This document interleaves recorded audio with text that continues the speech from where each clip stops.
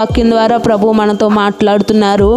మనము దేనికి లోబడతామో మనము దానికి దాసులై ఉంటాము అని ఈరోజు వాక్యం ద్వారా ప్రభు మాట్లాడుతున్నారు. ఈరోజు దేవుని బిడలమైన మనము దేనికి లోబడుతున్నాం, దేనికి మనం ఎక్కువ ప్రాధాన్యత ఇస్తున్నాం, ఎవరికి మనం లోబడుతున్నాం? లోకానికి లోబడుతున్నామా, దేవునికి లోబడుతున్నామా? ఈరోజు ప్రభు మాట్లాడుతున్నారు కదా, మీరు ఎవరికి దేనికి లోబడతారో మీరు దానికి దాసులైపోతారు అని దేవుడు వాక్యం ద్వారా మాట్లాడుతున్నారు.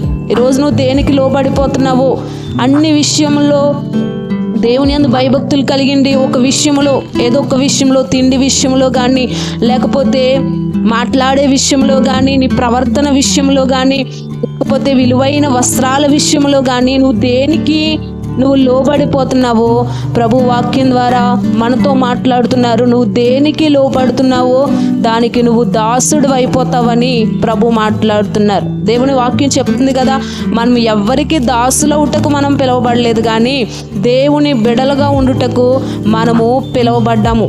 మనము ఒకవేళ దాసులుగా ఉంటే దేవుని వాక్యం